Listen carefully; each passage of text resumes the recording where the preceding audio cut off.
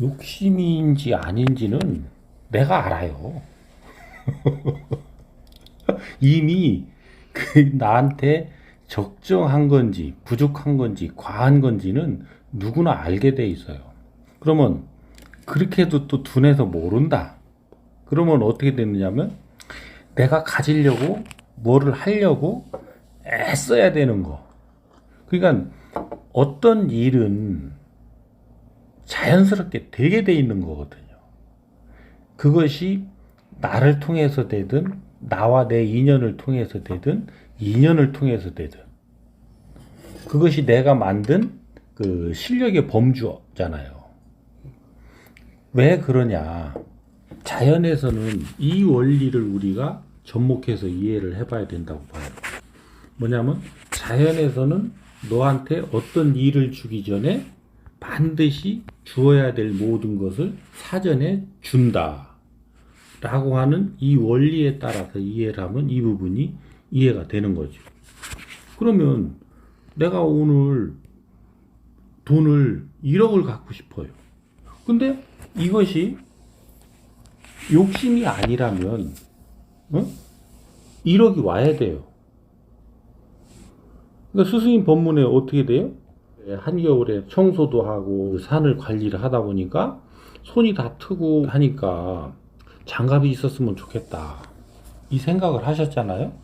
그러고 나니까 장갑이 왔는데 한 켤레 왔어요? 3, 40켤레가 왔잖아요. 그 등산객이 왔다가 가면서 싹 벗어놓고 갔다고 그러잖아요. 그러니까 고만한 질량만큼의 그 내가 뭔가를 사전에 왔던 환경들 속에서 내가 그렇게 뭔가를 바라니까 아니면 뭔가를 그 요구하니까 거기에 대한 상응한 어떤 대가가 어떤 보상이 주어진 거잖아요. 그러면 요걸 일로 보자고요. 일로. 내가 열심히 그 노력을 해서 하다 보니까 어떤 일들은 자연스럽게 이루어지게 돼 있는 거죠. 그래서 자연스럽게 이루어지지 않고 애를 써야 되고 뭐 애간장을 태운다고 그러죠. 또 간절하게 막 해야 되고 이거는 내가 지금 욕심을 부리고 있는 거죠.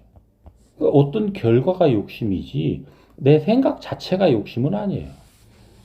생각은 해볼 수가 있고 바라는 건 또 바랄 수가 있어요.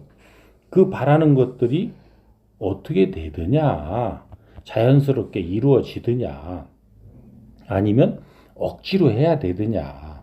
그러니까 억지로 그 해서 되는 것이 있고 되지 않는 것이 있죠. 억지로 했을 때 그 됐다는 것은 또 언젠가는 그 억지로 한 만큼으로 다시 훌치고 나갈 때도 있는 거고 그 이루어졌던 일들이 다음에 나한테 또 큰 아픔으로 닥쳐올 수 있는 어떤 상황을 또 만들어갈 수도 있는 거고 우리가 이해를 이렇게 해야 된다는 거죠. 또 하나는 억지로 해서 안 됐어요. 안 되니까 어떻게 돼요?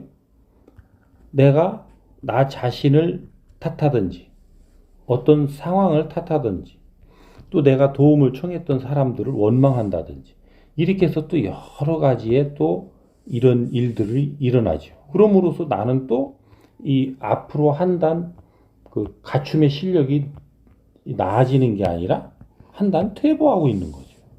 퇴보하고 있는 길로 가는 거예요. 그러니까 어떤 부분들은 내가 지금 하고 있는 이러한 그 것들이 바라고 있는 것들이 욕심인지 아닌지 빨리 내가 알아차릴 수 있어야 되고 알아차렸다면 그것에 대한 그 집착을 놓고 현재 이루어질 수 있는 해낼 수 있는 이런 부분에 좀 더 집중을 해서 그 노력을 하고 그리고 나서 내가 바라는 바대로 이루어지지 않았던 이런 그 원인들을 찾는 이런 노력을 통해서 나의 못난음을 발견해내고 그 기반으로 해서 나 자신을 반성하고 앞으로 나아갈 수 있는 노력을 해나가면 그것을 할 수 있는 사람으로 내가 딱 성장을 하는 거죠. 근데 거기에는 나 자신에 대한 갖춤이 있고 내 인연들하고 같이 또 이렇게 융합해서 할 수 있는 게 있고, 내 인연들을 통해서 또 할 수 있는 게 있고, 그런 부분들까지 다 포함되는 거죠.